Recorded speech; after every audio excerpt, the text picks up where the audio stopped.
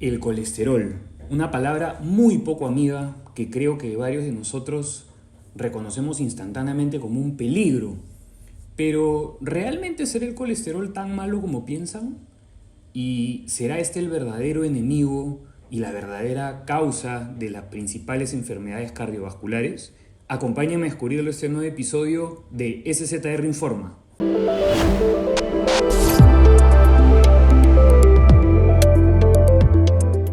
Bueno, para empezar hay que tener en cuenta que cerca del 80% en realidad de los problemas a nivel cardiovascular pueden ser prevenidos o regulados a través de, llamamos, ciertos hábitos de estilo de vida, sobre todo hábitos estrictamente relacionados a la nutrición.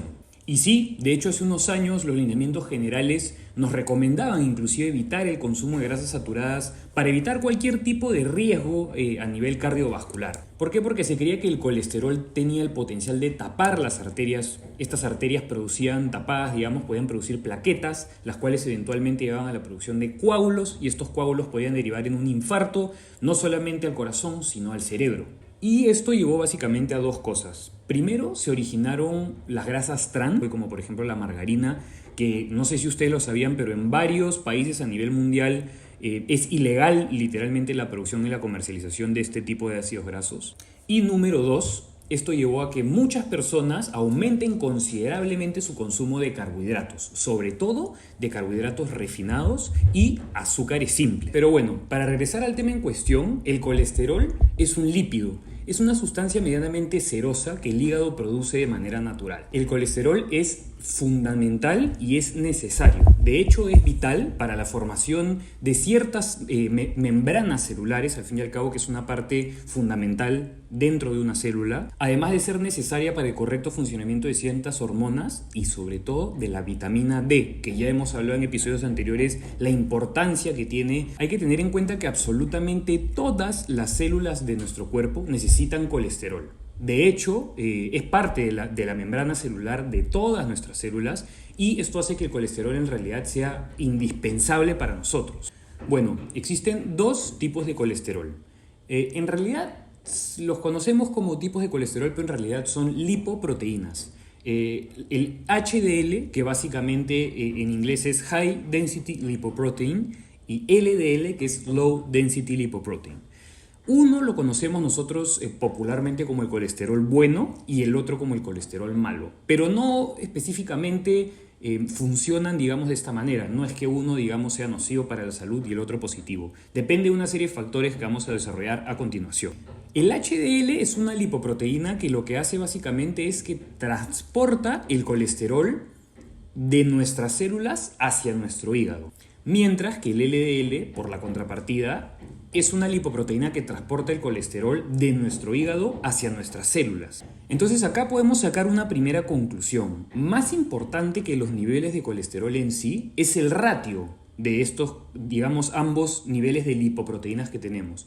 ¿Por qué? Porque básicamente es una acción-reacción. Uno de ellos transporta el colesterol hacia las células y el otro transporta el colesterol desde las células. Entonces nosotros necesitamos constantemente realizar este transporte de colesterol para efectivamente asegurarnos de que nuestro cuerpo está haciendo su trabajo con él. Entonces, ¿qué afecta a nuestros niveles de colesterol? Sí es cierto que existe un cierto porcentaje, por así decirlo, de predisposición genética. Ustedes saben que igual el tema de la genética yo particularmente lo veo como simplemente una etiqueta con la que nacemos. No es algo que nos debe digamos, condicionar por el resto de nuestra vida en lo absoluto. Sí es cierto que hay que tener algunas consideraciones adicionales cuando hemos tenido, digamos, antecedentes de distintos tipos de problemas cardiovasculares en nuestra familia, pero eso no quiere decir, digamos, que necesariamente tengamos que tener una vida temerosa o huyendo, digamos, por así decirlo, de este cuadro, ¿no? Esto va a ser en un gran porcentaje regulado predominantemente por nuestro estilo de vida más que por la predisposición genética en sí. Aquí entramos con una primera disyuntiva. Hay ciertos tipos de grasa que aumentan nuestros niveles de colesterol, así como hay otros tipos de grasa que disminuyen nuestros niveles de colesterol. En este caso, por ejemplo, sí podemos citar a las grasas saturadas, pero hay que tener en cuenta que inclusive cuando las grasas saturadas aumentan nuestro nivel de colesterol, hay que tener en cuenta el tipo de colesterol que se está aumentando más que la totalidad del aumento en sí. Una particularidad que es totalmente nocivo y detrimental para nuestros niveles de colesterol en sangre, y es el azúcar. El azúcar directamente impacta nuestros niveles de colesterol HDL y los disminuye.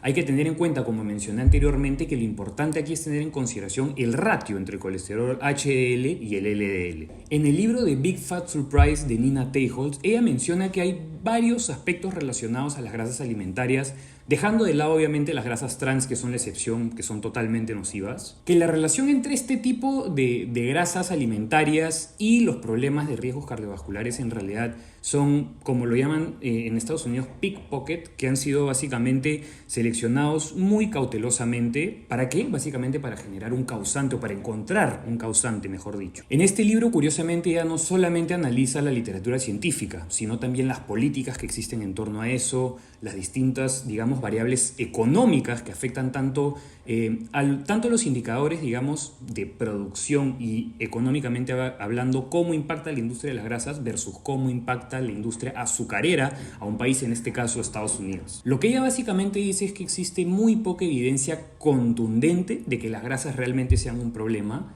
mientras que, por el otro lado del azúcar, es algo que no se suele poner sobre la mesa cuando hablamos de personas que probablemente tengan colesterol alto o problemas cardiovasculares. En un estudio realizado en este año 2020 en la Universidad de Helsinki, evidenció que un alto contenido de azúcar en la dieta puede ocasionar endotoxemia metabólica, que básicamente es la presencia de endotoxinas en nuestro torrente o flujo sanguíneo, y esto consecuentemente llevar al desarrollo de la desregulación metabólica. Entonces, bueno, hay que partir del hecho de que la mayor cantidad de células inmunitarias que tenemos viven en nuestro intestino, y estas se separan por la barrera intestinal, o como se le conoce en inglés, the gut barrier. Cuando esta se ve comprometida, ya sea por la posible presencia de un patógeno o por pobres hábitos nutricionales, nuestras células inmunitarias básicamente empiezan a actuar y comienzan a trabajar para matar y eliminar estas bacterias. Y esto lleva a la producción de endotoxinas, las cuales ingresan a nuestro torrente sanguíneo y se vinculan básicamente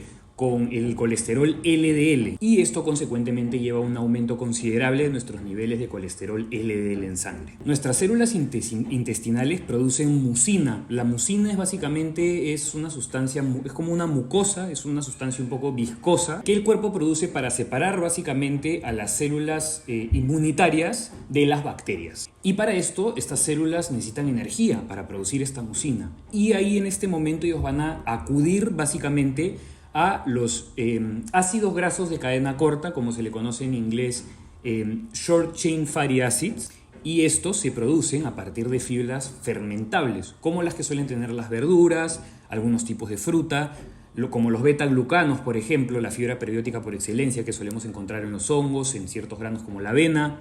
Pero aquí hay un problema. Cuando el cuerpo, de cierta manera, produce, digamos, estas endotoxinas ante la presencia, digamos, o ante la ausencia de un patógeno, pero en este caso por problemas o por pobres hábitos nutricionales, y por la contrapartida, este mismo cuerpo no recibe la cantidad de fibras fermentables suficientes para producir este tipo de ácidos grasos cortos, lo que va a suceder es que prácticamente esto va a ocasionar una disbiosis, y a lo que va a llevar básicamente es a que estas bacterias y estos patógenos ingresen de manera libre en nuestro flujo sanguíneo, lo que también en muchos casos puede derivar en un cuadro de intestino permeable o leaky gut, como lo hemos conversado también anteriormente en episodios anteriores. Y esto va a impactar directamente en nuestros niveles de colesterol LDL en sangre, cuando en realidad fue algo que no tuvo absolutamente nada que ver con nuestro consumo de grasas, pero sí de otro tipo de alimentos, como por ejemplo en este caso azúcares simples. Encontró un estudio que básicamente se titulaba Saturated Fat is not the major issue, o que las grasas saturadas no son en realidad el principal problema. Aquí se evidenció que aquellas personas que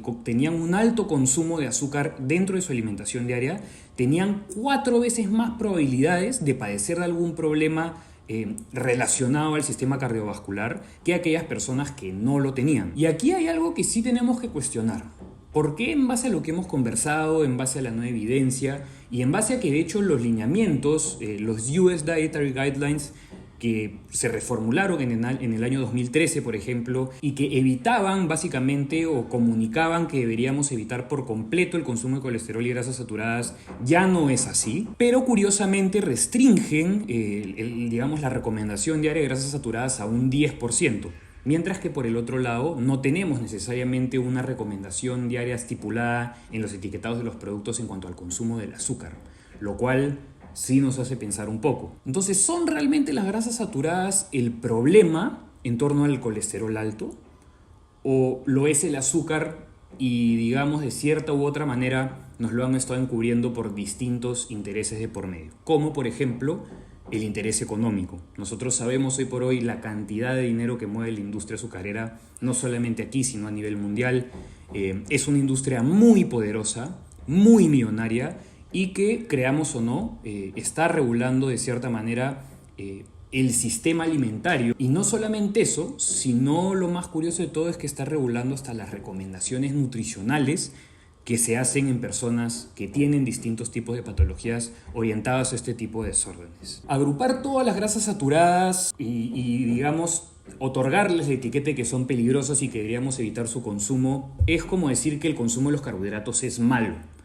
No es así, existe una tonalidad de grises gigantesca entre el bueno o malo, y en este caso sí, yo lo que creo particularmente es que debemos evitar aquellas grasas saturadas que provengan de ultraprocesados y enfocarnos únicamente en aquellas grasas saturadas que provengan de fuentes nutritivas, como es por ejemplo el aceite de coco, que tiene MCTs, el cual les he hablado muchas veces acerca de sus beneficios, y por otro lado también por ejemplo la mantequilla clarificada, ¿no?, que tiene un gran contenido de ácido butírico, que es básicamente un ácido graso de cadena corta, que es muy beneficioso para nuestra flora intestinal. Espero que esta información les haya servido y nos vemos en un próximo episodio de SZR Informa.